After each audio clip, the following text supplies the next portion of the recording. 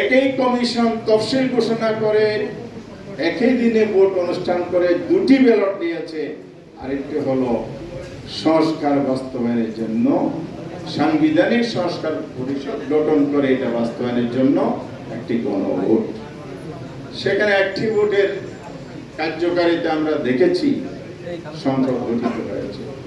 আমরা গণভোটের রায় বাস্তবায়নের কার্যকর্তা আজও দেখি নাই। তাহলে আমাদের আত্মবিরতি কি হওয়া উচিত? আমাদের শপথ আর অঙ্গীকার কি হওয়া উচিত? আমরা কি জনগণের পক্ষে না দলীয় স্বার্থ ক্ষমতায় আসা যাওয়া টিকে থাকার বিবেচনাকে ঊর্ধ্বে রেখে আমরা রাষ্ট্র পরিচালনা? জুলাই কি একটি রাষ্ট্র ক্ষমতা পরিবর্তনের আন্দোলন? এটি ক্ষমতা পরিবর্তনের আন্দোলন ছিল?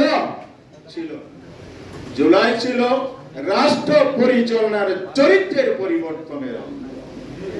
এখন কি রাষ্ট্র পরিচালনার চরিত্র আমরা পরিবর্তন দেখতে পাচ্ছি?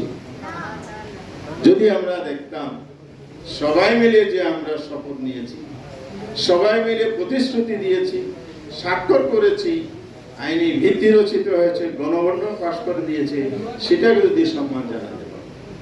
গণভোট, গণরায় ইতিহাসের সবচেয়ে শক্তিশালী গণতান্ত্রিক মত। এই অভিমতকে অপেক্ষা করে কিভাবে আমি গণতন্ত্র কায়েম করব? দেশে গণতান্ত্রিক শক্তি ক্ষমতায় আছে, নির্বাচন হয়েছে, কষ্ট যাই থাকুক, আমরা মেনে নিয়ে পার্লামেন্টে গিয়েছি। কিন্তু গণতান্ত্রিক কাঠামোর ভিতরে থেকে আরেকটি স্বৈরতন্ত্র কায়েম হবে কেন? সংসদীয় স্বৈরতন্ত্র কেন কায়েম হবে? আর যদি হচ্ছে না বলে আপনারা দাবি করেন, রিপন ভাই রাগ করবেন না, আপনারটা আপনি বলবেন।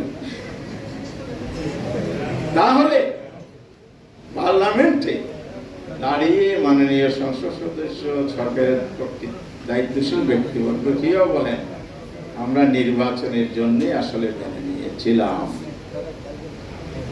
আপনি যদি সংস্কার চান, নির্বাচন ক্ষমতায় আসার জন্যই এই যে প্লে করেছেন, তাহলে ৩১ দফা রাষ্ট্র সংস্কার কেন দিয়েছিলেন? সেই প্রতিশ্রুতি আপনি কোথায় রাখবেন? জাতির কাছে নির্বাচনের আগেও দিয়েছেন, আবার নির্বাচন চলাকালেও দিয়েছেন, নির্বাচন শেষে আপনি বিপরীত কথা বলছেন। পার্লামেন্টে একই সেশনে দুই ধরনের বক্তব্য এসেছে। মাননীয় প্রধানমন্ত্রী বলেছেন লাইন বা লাইন অক্ষর অক্ষরে পালন করব, আর ওনার এক মন্ত্রী দাঁড়িয়ে বললেন শুধুমাত্র নির্বাচন আদায়ের জন্যই আমরা এই কথাগুলো বলেছিলাম। এটা জাতির সাথে বিচারিত হয় কিনা বলেন? আমি কঠিন শব্দ ব্যবহার করি। জাতির সাথে বিচারিতা করে কোনোদিন আপনি সামনে আগাতে পারবেন না।